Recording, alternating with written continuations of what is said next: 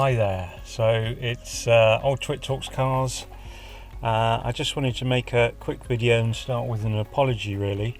My aspiration was really 2 or 3 videos per week during lockdown on my YouTube channel, but lockdowns proved a bit of a challenge really, so mainly I wanted to get out and drive some cars for you. They're the ones that people seem to prefer, but clearly I've been doing as I've been told, which is to socially distance, unlike most of this town it seems today, where everyone seems to be on the move. Someone said to me the other day, you must be chuffed, and I said why, and they went, well, you've been practicing social distancing for 40 odd years and now your time's come. And to be fair, if social distancing was an Olympic sport, then I reckon I'd be on the podium for sure. So anyway, that's the apology out the way. What I wanted to talk to you about was whether I'm going to miss this car when it goes back imminently. So it goes back fairly soon. It's a BMW 330i sport version, and there's some other videos in my stream about it. If you want to have a look at those, I'll tell you about some of the features, but I've not been able to drive it yet because of the lockdown, so I'm hoping to do that before it goes back. So the first thing I'd say is, am I going to miss this when it goes back? Well, this is a company car, and without going into detail, it's got some bad associations for me, so I'm not going to miss that aspect of it. It just reminds me of work, in which case I'm pleased frankly when it goes back. So I've had this car for just about a year, and I've done about 20,000 miles, just under 20,000 miles, and the car's sat here in our street since January because I've just not really wanted to use it. So then lockdown happened, the little Peugeot arrived, and if I've had to go out at all, I've been using that. So I guess from that point of view, the association side, I'm certainly not going to miss it. I think the other thing I'd say is interesting brand associations people have with BMW. I think when I got a BMW, quite a few people went, oh, I didn't think you were a BMW type person. And I think what they meant by that was, you know, BMW drivers are assumed to be aggressive and arrogant and everything else. And I'd go, well, I'm the same person as when I had a Skoda or when I had an Audi. I don't change really my personality when I get into a BMW. I've always been obnoxious and arrogant. So there are some, I'd say, negative brand associations with BMWs, probably associated with some of the more thrusting, younger, middle management type guys who aspire to this. So I've probably not enjoyed that. I've had a couple of Skoda, actually I've had 3 Skodas in the past, 2 Superbs and an Octavia, and they didn't really have any of the same brand associations. All people would say about those cars is, wow, these are a lot nicer than I expected them to be. So they sort of had a neutral connotation, and people were only pleasantly surprised. A lot of people have just gone, oh, it's a BMW, you don't like it. A lot of people don't like my choice of cognac leather, which I do like. To me, the black interiors on a BMW are blacker than Brunel's hat, and it's just like being in a pit of despair. So I do like the fact that this is lifted by the leather, although the leather's it's not sort of a soft, subtle leather. It's a bit like, I don't know, a bit crocodile skin type leather, quite hard, but whether that's just because the car is not really fully worn in yet, I don't know.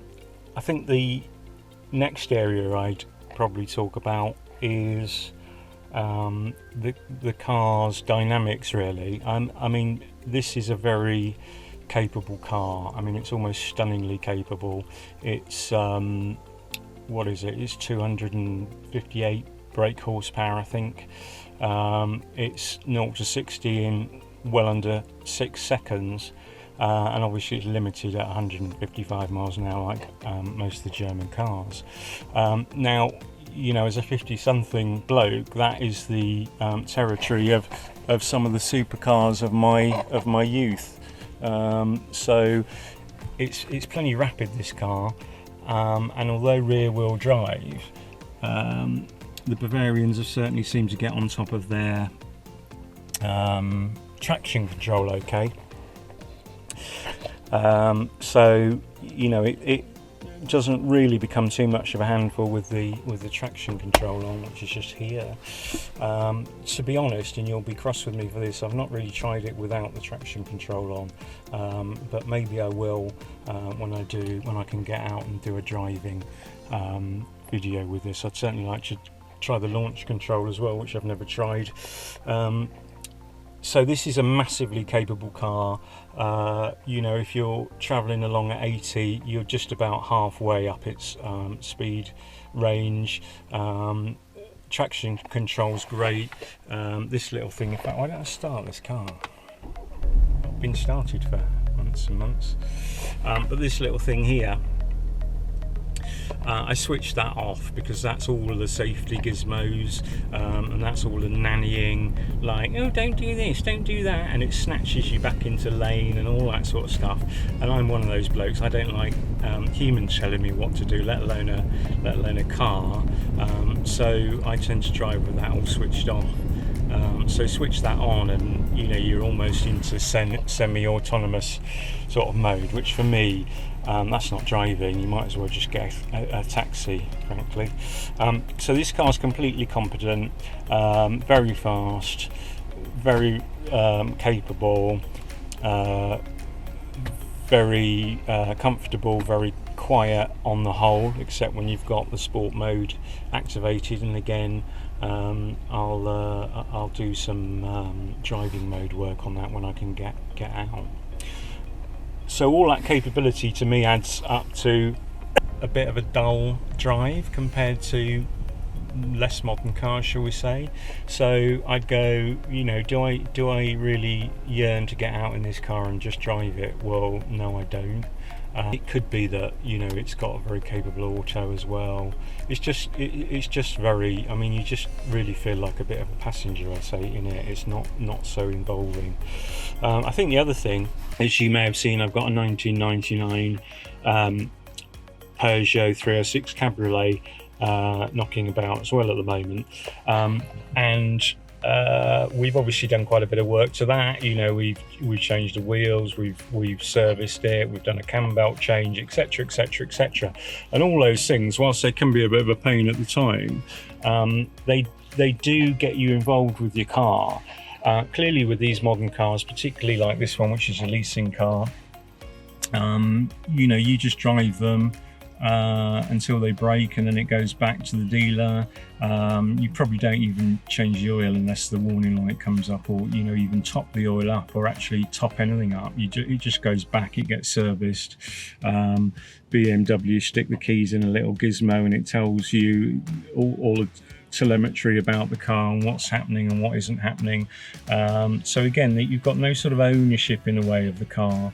And I think that's a shame. So with older cars where you've probably done quite a bit of work to them yourself, you're inevitably a bit more involved and feel more part of that experience. The other thing that I hate with modern cars, that of course you don't get with the era that the Peugeot's in, is the annoying alarm. So, you know, if you haven't got your seatbelt on and you drive off, it slaps you in the face. If you eat a Yorkie, it tells you off. Or, you know, we can do without that nannying. We're all grown-ups, aren't we, after all? Hopefully, if we're driving, we are.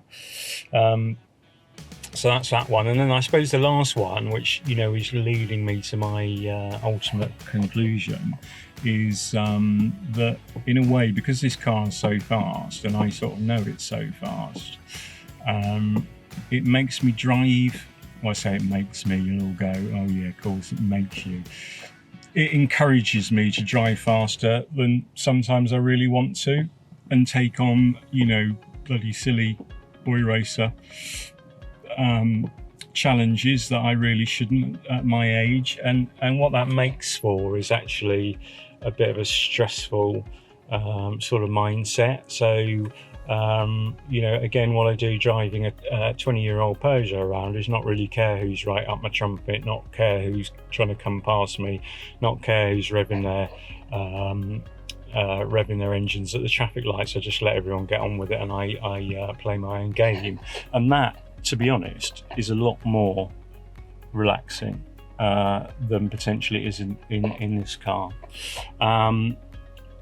So I guess where I'm leading to, which you'll probably have guessed, is will I care particularly when this car goes back? No, not really. That's not detracting from it as a car. And I obviously I always say every car's a privilege, and I feel very privileged to, have a 40 grand car at my disposal. But, it's an efficient and effective fighting machine. But it's got really no character. In fact, the one thing that did happen that actually endeared me to it a bit was the wing mirror. That passenger side wing mirror stopped working. So it wouldn't fold in, it wouldn't adjust or anything. And actually shortly after that, I had problems shutting the windows. So I'd open the windows and then they wouldn't shut properly, and then they would, and then they'd open on their own, and then, all sorts of gremlins and the electrics crept in. And actually it was all to do with a relay or something on that mirror. So BMW disconnected it while they waited for a new unit to come, which hasn't yet been replaced. And you know what? I was a little bit pleased. I sort of thought, oh, there is a little bit of character in the machine after all. And even the Germans can build some gremlins into their cars. And in a way, it made me feel slightly more comfortable with this car, because it better reflected us as humans. We're filled with quirks and drawbacks and issues, and I felt a little more at ease with it after that. I know it's weird, isn't it? But anyway, there we go. So in essence, will I miss this car when it goes back soon? No, I won't. Ultimately it belongs to the company I previously worked for, so that isn't an association I'm fond of. I won't particularly miss the brand associations that BMW seem to have in the UK. People seem to just assume you're a bit of a dick if you drive one, which is, obviously I'm a bit of a dick, but it's nothing to do with what I drive. It's so competent that my dog could get in it and drive it and make a pretty good fist of it, probably better than I do. You can't do anything to them yourself, just get in and drive them and occasionally have them washed or wash them yourself. And it makes me drive like a bit of a hooligan, which is maybe why people think BMW drivers are a bit knobbish. Maybe there's something in that. But anyway, the very short answer to a very long and rambling video is no, I won't particularly miss this car. I just look forward to what's coming next. Check out my blog at talkscars.com. There's loads of content on there because I've been so bored, and I hope to have more videos up for you soon. If I can think of content there, I don't really have to go anywhere, which is a bit of a challenge. Any suggestions, send them in. I'm not doing porn, not after last time. But anyway, stay safe, have fun, and I'll see you next time.